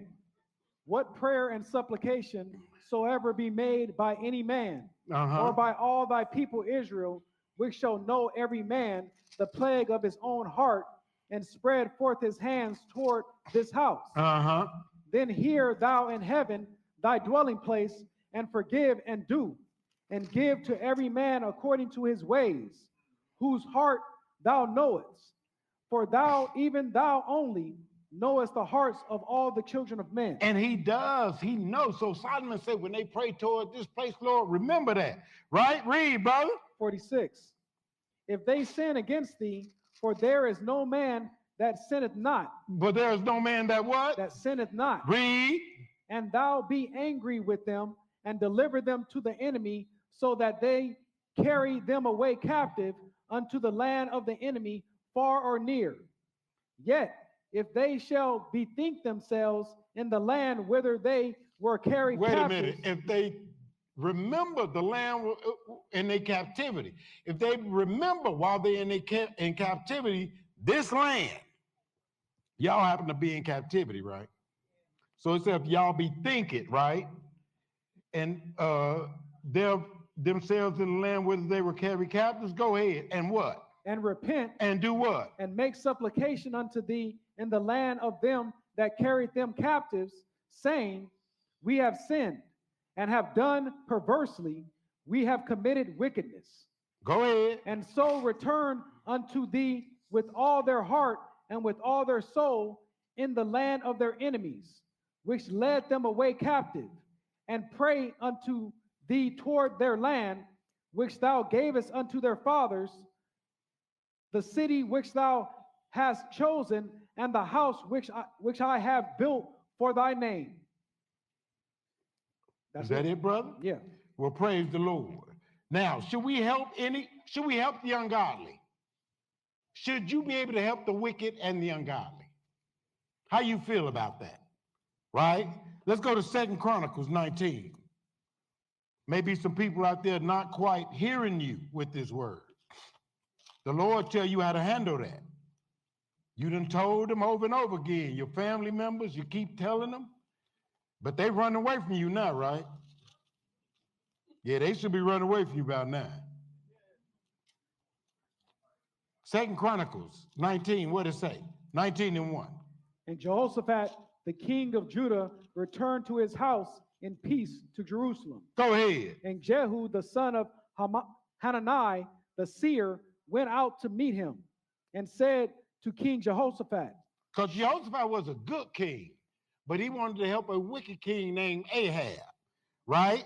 And Jehu, the son of Hanani, the seer, went out to meet him and said what? Shouldest thou help the ungodly? Shouldest thou what? Help the ungodly and love them that hate the Lord? You better listen to that.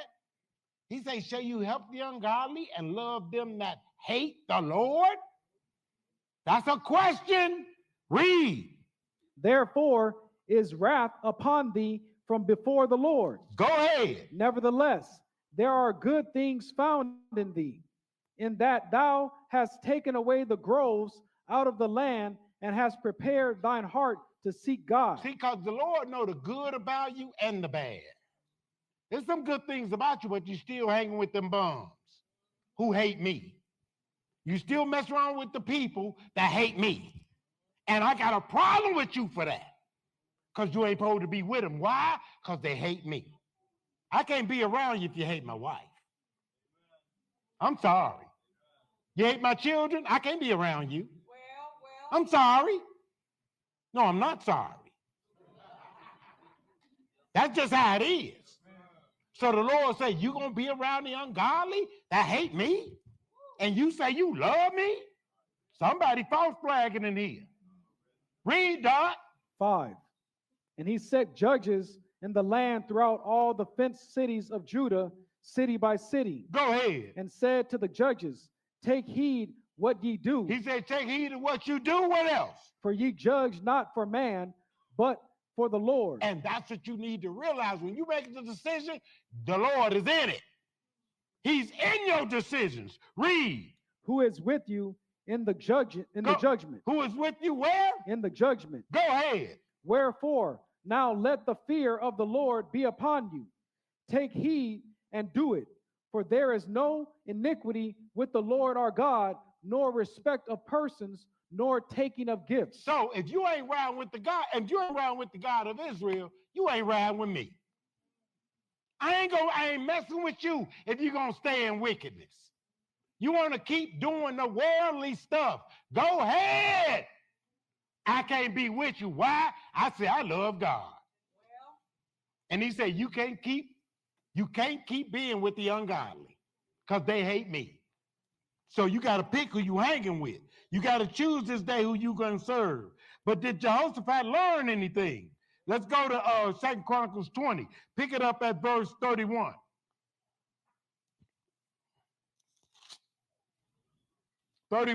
Read. And Jehoshaphat reigned over Judah.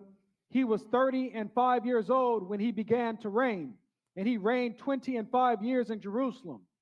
And his mother's name was Azubah, the daughter of Shilhi. And he walked in the way of Asa, his father, Asa, his father, and departed not from it, doing that which was right in the sight of the Lord. See, he was doing some good things in the sight of the Lord. However, read. Howbeit the high places were not taken away, for as yet the people had not prepared their hearts unto the God of their fathers. Now the rest of the acts of Jehoshaphat, first and last, behold, they are written in the book of Jehu, the son of Hanani, who is mentioned in the book of the kings of Israel. Go ahead. And after this did Jehoshaphat, king of Judah, join himself with Ahaziah, king of Israel, who did very wickedly. See, he didn't learn yet. He went right back and joined another wicked king, right? Go ahead. And he joined himself with him to make ships to go to Tarshish, and they made the ships in Ezion-Geber. And Eliezer, the son of Dodavah of Maresha, prophesied against Jehoshaphat, saying, because thou hast joined thyself with Ahaziah, the Lord hath broken thy works, and the ships were broken, that they were not able to go to Tarshish. And because you didn't stay with the Lord ain't gonna bless you if you keep ignoring him. You keep ignoring him. Yeah, you're doing some great things in your life, but you ain't got all that stuff out your life yet. Everything ain't done. You still think you can hang with the same people who hate God, Christmas trees and Easter, and you still kicking it with them. You supposed to cut them people. I ain't messing with none of that. If you want to be with me, come and get to know my God. Because that's what we in. We working for salvation, not for friendship. And you got to watch who you spending your time with. If they don't love the Lord, they don't love you. And you got to make that distinction. So why? So they can start asking, why you ain't messing with me? Because you don't serve my God. And then they'll know. You got to tell them. Then they'll be like, maybe I need to check your God out. You might. Because again, you're trying to get them ready for salvation. Matthew 16. We almost done. You ain't going to rush me out of here. I don't care how you look. Won't let me get attitude. Looking at me like, hurry up. I ain't hurrying. I'm going slower now. Walk out. Then number 2:30. Y'all tripping on. It ain't even 2:30. Oh, just quit looking at me. I know who I'm picking on. I ain't messing with this front row or the second row. That's right, Otis. I see you. You and Arrow over here messing with me.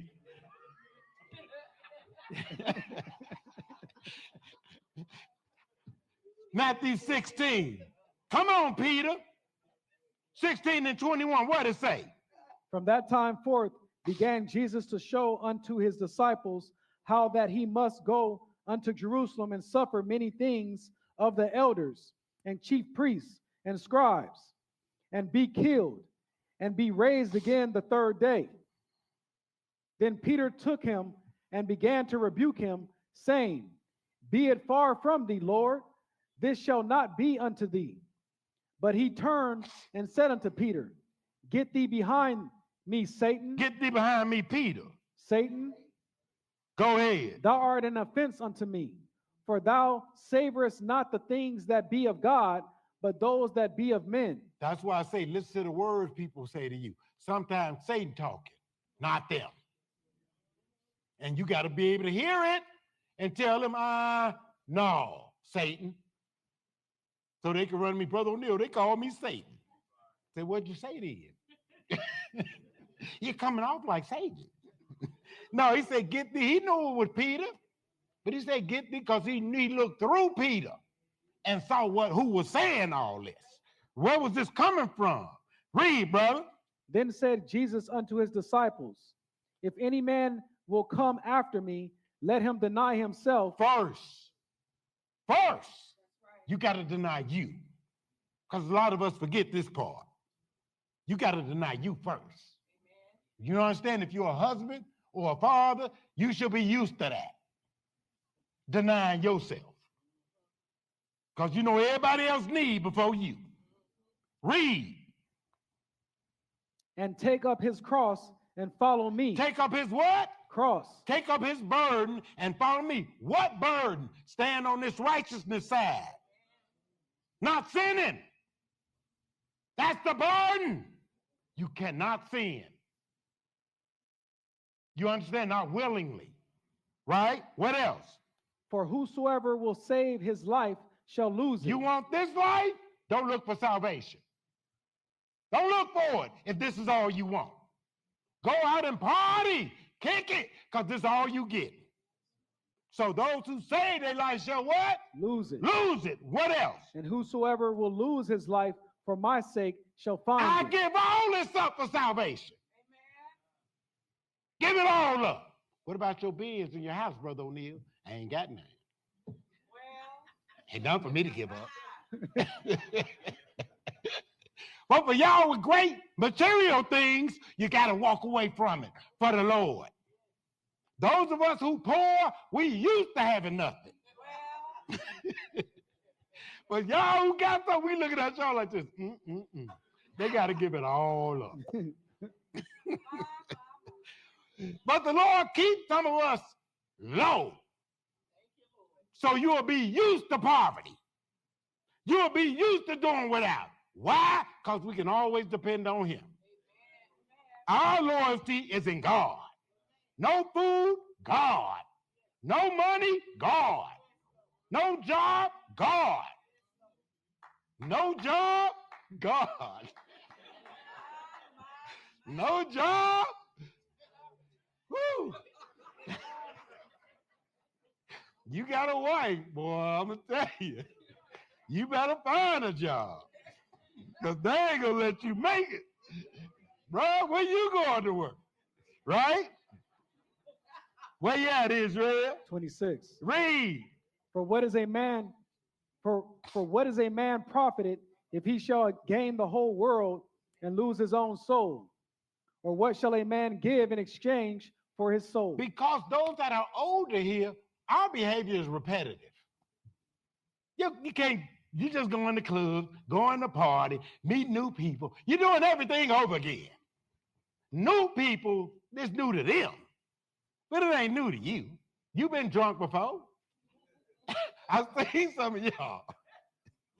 You know how I feel, right? But some of y'all got to give up this world.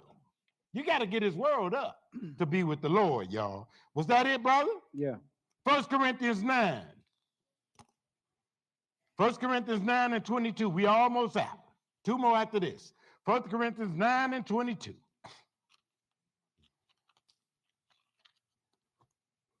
First Corinthians 9 and 22. What does it say, brother? To the weak became I as weak, Yes, sir. that I might gain the weak. I am made all things to all men, that I might by all means save some. See, so that should be your goal when you come to class and whatever. I'm trying to save as many people as I can while I'm here. And how do you do it? By sharing the word of God, right? So that's your main goal. So to the weak, I became weak, that I might gain a weak. I made all things to all men, that might by all means save some, right? Go ahead. And this I do for the gospel's sake, that I might be partaker thereof with you. Go ahead. Know ye not that they which run in a race run all, but one receiveth the prize? So run, that ye may obtain. And every man that striveth for the mastery is temperate in all things. And those that what? Striveth for the what? Mastery is what? Temperate in how many things? In all things. of them. Because he stay in this book. He ain't too high and too low. He stay right here in this book. And don't ask him for no emotions. He don't even do it. Read, brother. Now, they do it to obtain a corruptible crown, but we an incorruptible. Go ahead. I therefore so run, not as uncertainty, so fight I, not as one that beateth the air. You know when you think you're gonna win and you be doing all this, and a real run will be like, because you beating the air. The Lord say, don't be like that, right? Go ahead. But I keep under my body. I keep what? I keep under my body Uh-huh. and bring it into subjection. What do you mean you bring it into subjection? Whatever it won't, I deny it. If it's not pleasing to God, I deny it. Nope, you ain't getting that. That's you saying no to your flesh. You hear me? You say, but I keep under my body, I bring it into subjection, lest by what? Lest that by any means, when I have preached to others, I myself should be a castaway. And that ain't cool. That ain't cool. You going out preaching and teaching and doing all this, and you a castaway. Come on, Israel. Lord, be merciful to all us, especially standing here. Be merciful because we ain't perfect. We fall all the way off. But I'm going to teach this word. I'm going to teach it just like I read it. You understand? And you stand at 4 o'clock. Come on, Hebrews 12. One more after this. Hebrews 12. That girl got her earpiece on. One more after this. Hebrews 12. You got to deny yourself. This ain't no cakewalk, y'all. I know you look good, but this is not a cakewalk. Know what we had to give up last night? Turn that TV off. Turn to some nature. Trying to pass the basketball game on.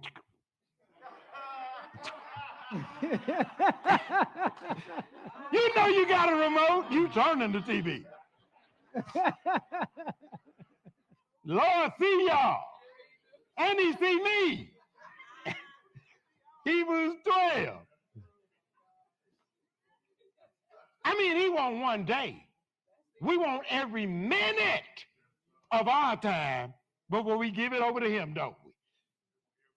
Man, you be watching that son like, I ain't giving him an extra minute. The Lord watching you too, because you rush it out like that too. I'm going to wait. Read, brother. Hebrews 12 and 12. Wherefore, lift up the hands which hang down, and the feeble knees, and make straight paths for your feet, lest that which is lame be turned out of the way, but let it rather be healed. Go ahead. Follow peace with all men. Follow peace with some men. All men. Black men. All men. He said all men, don't it? Peace with all men.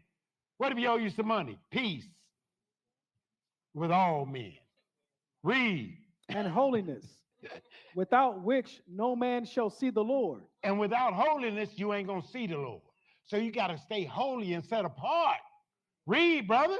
Looking diligently, lest any man fail of the grace of God. That means diligently looking, you really looking. Read, brother. Lest any root of bitterness springing up trouble you, and thereby many be defiled. How many? Many. Go ahead. Lest there be any fornicator or profane person, as Esau, who for one morsel of meat sold his birthright. Man, that's why you don't want to be like these people. You want to understand God's plan for salvation, what he doing and what he going to do.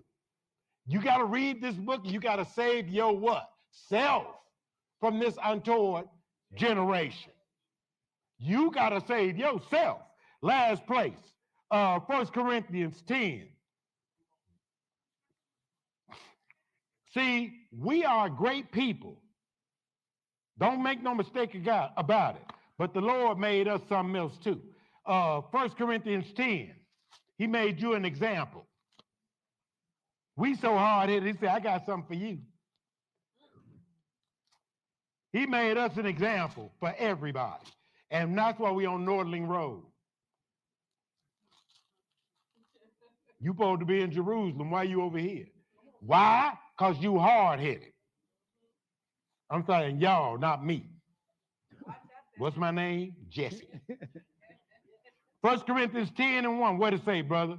Moreover, brethren, I would not that ye should be ignorant, how that all our fathers were under the cloud, and all passed through the sea, and were all baptized unto Moses in the cloud and in the sea, and did all eat the same spiritual meat, and did all drink the same spiritual drink, for they drank of that spiritual rock that followed them, and that rock was Christ. But with many of them God was not well pleased, for they were overthrown in the wilderness. Now these things were our examples. Now what? Read that slower than you've been reading, and that's pretty slow. Read it slower. Read. Now these things were our examples, to the intent we should not lust after evil things as they also lusted. Well, we got to learn from these stories. Don't do what they did. Read. Neither be ye idolaters. Don't go back to Sunday church and quit serving yourself. Read. As were some of them, as it is written, the people sat down to eat and drink and rose up to play. Go ahead. Neither let us commit fornication, as some of them committed, and fell in one day 23,000. 23,000 in one day, right? Go ahead. Neither let us tempt Christ. Neither let us tempt who? Christ. Go ahead. As some of them also tempted, and were destroyed of serpents. Neither murmur ye, as some of them also murmured, and were destroyed of the destroyer. Neither do what, mama? I mean, talk about people. Don't talk about the Lord. Don't talk about your neighbors. Don't talk about your husband. Don't talk about your wife. You can talk about your bad kids, but don't talk about them. Go ahead. Now all these things happened unto them for examples, and they are written for our admonition, upon whom the ends of the world are come. He said he put it in the Bible for our example, for the end of the world could come. We could be ready. We could not repeat the same things they did. That's like, man, look what they did. Don't do it. Look what they did here. Don't do what they did. It's an easy fix if you could just kill this flesh, right? Go ahead. Wherefore, let him that thinketh he standeth take heed lest he fall. That's why I say don't be Jesus Jr. Be cool with yourself. You ain't ruled over nobody. We all fall short, right? So he say, wherefore let him that thinketh he stand take heed lest he what? See? And be a laughing stock. Read, brother. There hath no temptation taken you, but such as is common to man. My life's been off too. I ran out of gas. I've been broke. These things are common among men. Who life's been cut off? Who ran out of gas? Who ain't got no money right now? See? It's all right. These are common problems. I saw every hand I raised up too. I'm staying away from y'all who ain't got no money. I'm gonna walk the other way. I know who all it is too. Yeah. But like you said, there's no temptation to take you, but it's what? Common. So don't run us thinking your stuff is special. It's not. It is common among men, right? Go ahead. But God is faithful, who will not suffer you to be tempted above that ye are able, but will with the temptation also make a way to escape, that ye may be able to bear it. And that ain't no lie. You find yourself in a situation, that door open, you better get up out of here. You gone. You like, I'm gone. I ain't even being careful when I tell you, I'm out of here, because I shouldn't be around that. Skip down to 17. For we, being many, are one bread. For we, being many, are one bread. And one body. For we are all partakers of that one bread, which is Jesus Christ.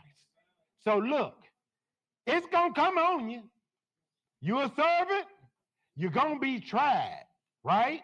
But I hope when you're tried that you're able to stand. For Jesus, with all the stuff that you've learned, you should be able to stand in a day of adversity. I hope you got some understanding in Jesus' name.